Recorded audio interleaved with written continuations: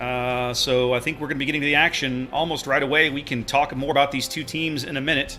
You ready, Zaf? I am ready indeed, sir. Well, that's good, because there we go. We're dropping. With more coastline than any country in the world, the nooks and crannies of the shores of northern Canada set the stage for a showdown between opposing fleets. Amidst the barren rocks and snow-capped peaks, only one team will remain unvanquished. This is Warrior's Path. Warrior's Path is a 48 by 48 kilometer domination-style map with 3 cap points running in a line from west to east. The A cap is on the extreme left, B is in the center, and C is on the far right. To the west, Cap A has enough nearby island cover that it generally attracts at least one radar cruiser from each team. There is island cover within the cap that gives destroyers the options of entering and hunkering down to contest it, but it's exceptionally risky. Capture Area B is a difficult and challenging place to be in the early going of a game. Between radar and enemy aircraft, destroyers within the cap will be easily spotted. Though they have cover in the form of the tall island in the center of the cap, they risk being pinned down there if the opposing team is determined to find a way to wipe them out. Off to the east, the sea cap offers solid cover for friendly cruisers along the northwestern and southwestern edges, but precious little inside the cap itself. The long, narrow channel to the east that connects C and B is a frequent place to see pushes occur in the mid to late game, depending on the board position of each team. Warrior's Path has a long and storied history within the tournament, having produced many close and competitive games. It begs the question, what memorable plays and matches will result this time around? 18 ships, 2 teams, 1 victor. It's time to play Warrior's Path.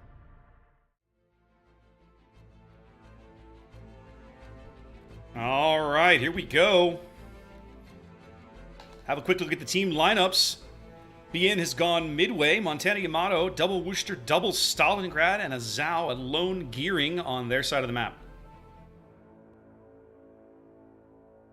Yeah, it's kind of interesting seeing a Midway again on BN side here. We've got Achievements to You, which I believe is... That's Carefree Tongue. I gotta remember. That's Carefree Tongue. Thank you, Carefree Tongue. Yes, sir. Yep, and Hakuryu. All these people keep changing their names. And I know he's a really good carrier player. Dastard in Montana, phenomenal player. Starl the Toxic, don't know who that is. Mechanics, I see him all the time playing cruiser, doing good stuff there. SAT score, interestingly enough, is in Minotaur. He's more of a destroyer player, though Minotaur can be like a chibi destroyer. Sneaky Snake in the Zhao. Stalingrad with Island Sheep. Interesting, we see a Stalingrad on both sides, especially 2 on BN side. And following up the lineup is a Gearing. Indeed, this will be the first match that I believe you and I have casted with 2 Stalingrads. I'm very curious to see how they decide to deploy these guys. Yeah, you know, with 2 Stalingrads on the BN... Oh, Augstum just took a big... Already. Wow. Yeah, August got hit in that first initial salvo. They're on to Kaiser Kraken now. Not getting a whole lot of that salvo, but both those forward cruisers have taken a bit of damage. Not catastrophic, but low. Yep, there he is again. Yep. And we see Zombie here in the Minotaur trying to... we have double Minotaur? You do have double Minotaur, and I'll tell you, having Zombie does amazing work with that Minotaur and be on this map. I've seen it before. One of the highlights of the last King of the Sea tournament that I remember very clearly was watching him use his single torps to just wipe out a Montana that was trying to charge him in that cap. It was a thing of beauty. Absolutely. So like I was saying earlier, that the big thing is going to be with BN, they can post Stalingrad on both sides and basically control the enemy push with that Stalingrad.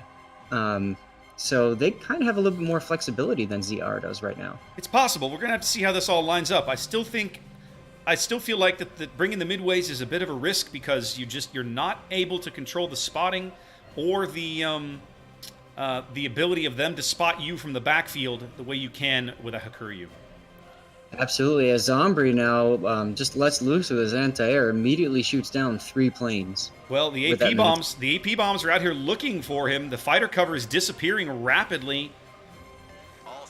They're going to bring in AP bombs from the front and the back for poor Zombie.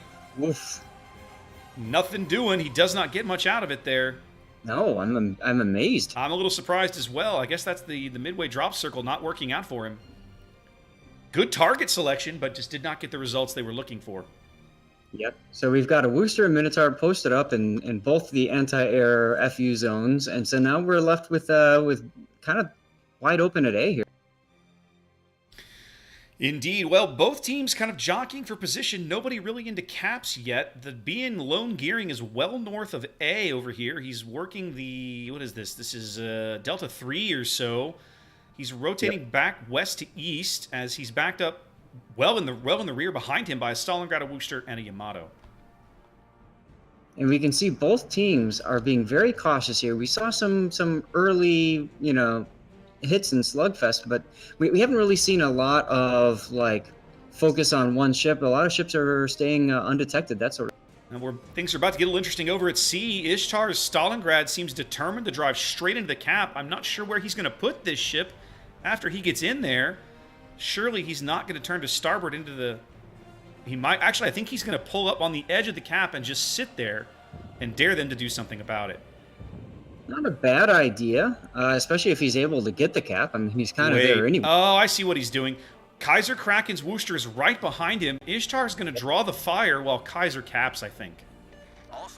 Smart play. If they can, because they can see Ishtar, I'm sure, but I don't think they can see Kaiser. You are correct, sir. Now, they cannot. And their attention is over at A right now. Kaiser is actually cutting in front of Ishtar now. He's heading for the channel between A and B in his Worcester as Ishtar continues to draw fire. That's a brilliant maneuver. We don't see him at all. All we see is Ishtar up there getting shot. Kaiser is moving up. He's going to be right up on that forward island on the south side of that channel momentarily. Wow, hats off to this team for immediately starting with something that ZR doesn't even know is happening. Yeah, very, very solid play here. A little bit of, definitely some action over on the 10 line here. B and Worcester up here in a little bit of trouble, down to below half health already as he pulls back. Yeah, up on the 1 line. And by the way, your other Worcester, Kaiser Kraken, was literally just barely. So the gig is up. They know where the Worcester is going now. Well, they know he's there, but the question is, do they have anybody who can get shots on him? Ishtar has given up a lot of his HP to hold that position. Not surprising. Stalingrads don't do well against focus fire. We see Jamie Mendoza over here also taking a lot of sustain. 6 minutes gone. Both teams on a cap. Score basically even here, but VN is definitely losing the attrition war in terms of health early on. They're down about 30,000, 40,000 hit points as ZR is doing a much better job of keeping their ships in cover, out of sight, whatever, as they continue to lay fire down on Buenas Noches. Kaiser Kraken spotted by aircraft, opened up with his main guns now. Tried to catch Zombie broadside, but Zombie said nope and just lazily listened to or left, I mean. That position for Kraken is rough. He's going to be able to contest. Their gearing is in B now. I just realized this. That's going to give it the distraction of Kaiser is going to give the gearing some cover, but Kaiser's got to be careful. I mean, the battleships and the Stalingrad are probably out there gunning for him. Yeah, I'm actually right now looking at the Yamato, and I'm looking at the Montana. So far, I haven't seen them shoot, but you better believe that Montana is changing. Dastard is getting in position to... BN picks up B as they will start to slowly work out to an early lead here. They're forced north of A, doing exactly what it must, continuing to give ground and trade health for time. I'm a little surprised to see that their forces on the other side of the map aren't really pushing themselves. They just seem to be just kind of languishing over there. Because ZR is not wasting any time, or excuse me, RIP is not wasting any time pushing up the 1-2 line. Yeah, I think we're both going to do that. Yeah, we are both going to do that. Absolutely. That's all right. But you're right. And here's some fire discipline here. The RIP players saying, well, the Yamato's there, but we're going to try to get that Stalingrad out. And Mendoza just disappeared. So the BN Stalingrads have drawn a tremendous amount of hate early on. RIP clearly considers them valuable targets to get off the board, far more so than the battleships. Although Blaze's Yamato now starting to come under some fire as a torpedo attack is coming in from his stern. Now he does have the Worcester there, but that means the Worcester will get spotted and will draw some fire himself. Yep, Ishtar making a very well-timed move. And Midway fighters coming in. Ishtar basically finding a way to get out of C-cap without taking any damage. Nice work there. Yep, Ishtar has now backed out of C, turned around, bow headed the other way. getting his guns into the action over at A, as it looks as if BN is content to leave the Montana and the Zhao to hold C. Now, we have not seen your gearing in a while. Where is he at, Zaf? Oh, he's over at ACAP. That'd be the Burb. Yes. Otherwise, that's That's Halcyon? correct. That's Okay. I believe so. And what I'm guessing is that, and we see this right, they're 100,000 points up in terms of damage now. They seem content to trade HP. Let these guys have the caps while they get the HP lead, and they have a significant HP advantage right now. Absolutely, they do, and we've seen this before in competitive. ZR for the most part, or this team, whatever. They're used to saying, "Well, you can have the board for the first half of the battle, and then we're going to come and take it away from you." Indeed. Being not really having good shots on many of these ships, not really having put good damage into many of them at all. The Minotaur and their Yamato are about the lowest things, and they're still at probably 70+% HP, whereas Blaze's Yamato is teetering on the brink of death over here, way over on the 3 line. Kaiser Kraken's doing a nice job putting his Wooster in position to protect the dive bombers that are going to come in on Zombie right about now as he's taking a torpedo hit. Ooh. Some good damage on Zombie here. AP bombs get him low, but he's still in the game. He pops his... Yep, there comes his 3D printer new ship. They've done 2 big airstrikes on Zombie, determined to get him off the board, but he's still around. I had my hand on Control G, ready to go. Oh, here comes one lone torpedo. And it's a miss. Nope, he doesn't take it. Yep. Zombie clings to life at 16,000 HP on the bottom end of the B cap. He's kind of alone there. The Dastard's Montana is moving in closer to buy him, probably to provide some additional AA support. It can't hurt. Yep. Zombie's come under 2 really strong air assaults at this point. That does narrow the damage gap a bit. I mean, BN's that damage gap is now only about 50k. BN's starting to get some of their own back here in terms of damage. Yep, Mickey doing a nice job of hovering the empty dive bombers in the area, trying to keep Zombie spotted for the Stalingrad Yamato up there at the north, but just not enough time to get those guns. Meanwhile, it looks like QP is starting to move into C-Cap. They've realized that the majority of BN has pulled their forces out of C, so it's time to come and take the map. Well, that looks like they're going to shove Island Sheep Stalingrad right into the cap.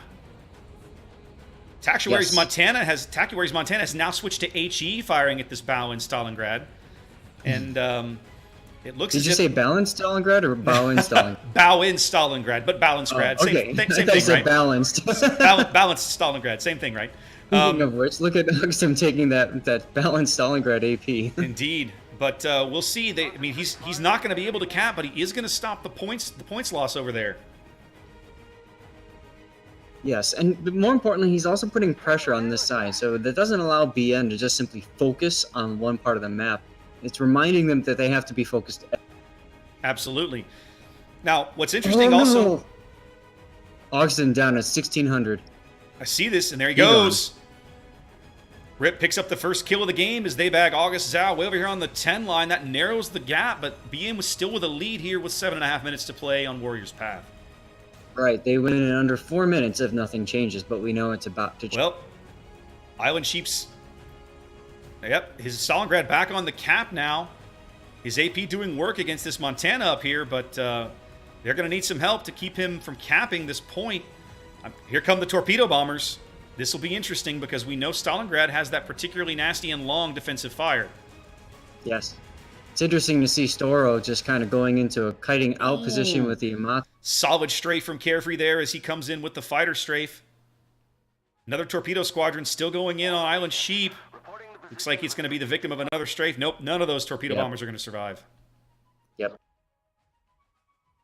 Island Sheep saying he used defensive fire, so he's trying to help kill the fighters and bombers out of here. This is a team effort killing planes. It's not just the carrier's job. Very much so. Still a very, very tight game here as we cross under 7 minutes to play. Now, Island Sheep is back on fire. Let's keep in mind that he takes a longer burn than a... Now, this is interesting. The AP bombers now hunting for this Stalingrad in C. Here they come. There is a fighter squadron over there. I don't know if he's going to get much out of these. No, probably not. Although there's furious clicking going on now. Yep, Island Sheep continuing to trade his Stalingrad's health for holding the points gain at C back, but Buenos Noches is doing a really good job of keeping him reset. He's not able to... Mendoza's about to go down, sorry. Go ahead. Mendoza's at 2,400 yes, hit points. Yes, he is. 2,400 HP and falling. Trying to find some cover. I'm sure Dastert's Montana is looking for him right now. Yep, here come the shells. Roger. As now somebody's back onto B as well to start flipping that cap. That's going to stop BN's points gains entirely. Yes, that's SAT score in the Minotaur. This should be Jamie's last salvo. Oh, he survives barely. Oh, wow. Ooh. Massive hit on SAT score. But that's going to be it for Jamie. There he is. Lead flips. Rip has their first, well, not their first lead of the game, but certainly their first lead in a while here. Oh! Blazes Yamato takes SAT off the board. The lead flips back with 5 minutes to play. Now's the part where the action takes over. As both teams Blazes are like... Yamato gets punished in return. He's down under 12K. As one of the BN Woosters is busy capping A, as the other two caps are busy flipping the other direction. Goodness I don't know gracious. where to go. I don't know where to keep my camera. There's so much going on here. Pira's Gearing is about to get into B. That's going to hold that cap. Nice job by BN taking A cap here. Yep. BN trying to hold on here. They had a lead for quite some time. Time ticking away under 5 minutes, but this is going to be interesting to see if they can hold on. Pira popping his DF as the cross... as Achievements tries to get the cross drop. He's not going to land any of these torpedoes at all. B is going nowhere. Oh, and the Wooster's going down. Oh, goodness gracious. Which means that clears Burb to go right into A. Burb to back right into A. And Zedar has a 3-ship lead. I think this is going to go their way. I don't see a way for BN to hang on at this point. It's going to be tough. Island Sheep is really low. He needs to get down, and he needs to get down fast if they're going to have a chance. Taxuary showing a little bit too much side in the Montana. And we see a Yamato capping. He is, but he does it for a while. Storo put his Yamato in a great position over there. Is Island Sheep might burning? seal the deal. Island Sheep is burning indeed. He's finally going to go down. Kaiser, very low, 2,500 as well. Kaiser trying to cling to life here. Island Sheep survives. What? No, he doesn't make it. Island Sheep survives on 636 HP, but here come the Montana shells that will probably end that. But if I'm Rip, then I'm okay with this because I have a 4-ship lead. The enemy is about to Yep, win. he finally does go off the board. Yeah. Wow. Whew. I don't think BN can hold on any longer, Zath. I think Rip's going to take this game, but damn, did BN not make it easy for them. No, they didn't. Some amazing plays there. That Wooster sneak, man. I mean... I really loved that, man. That was well done. Absolutely. This is their chance to show that Latino teams can hack it just like every other team, and I love it. They're doing a wonderful job. Well, there was never any question of that part. It was just more that the ones that had come into the tournament before had always tended to go out in the quarterfinals or the elimination rounds, and they're the first ones to have made it this far, and they're absolutely proving they belong here, giving Rip a very, very tough game here. Absolutely. Beautiful drops by the carrier. Very beautiful drops by Achievements.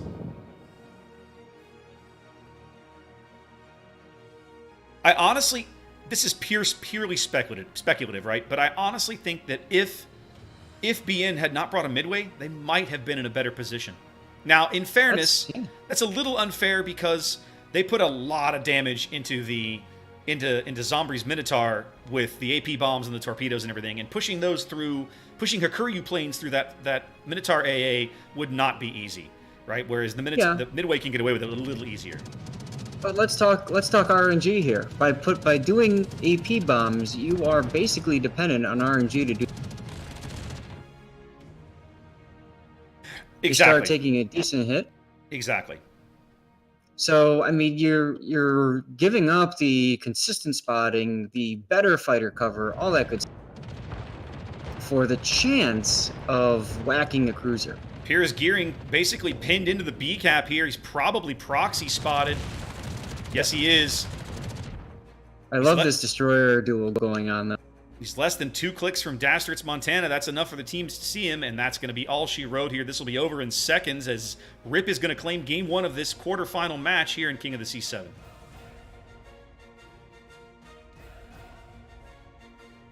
Well, we said we wanted an action-packed game. Boy, did we get it, man. Boy, did we get it. There was so much, at one point, there was so much going on. There was literally something going on in every single cap circle, and there's only so much we can show. I just gave up on taking death screenshots because I can't be everywhere. You're the only caster I've ever seen even attempt to do that. Goodness gracious, look at the plane kills. You can tell who they were gunning for, trying to get Zombrie's Minotaur off the board. Look at that. Yeah, but then you can see the value of that Minotaur in that right place, just creating that no-fly zone.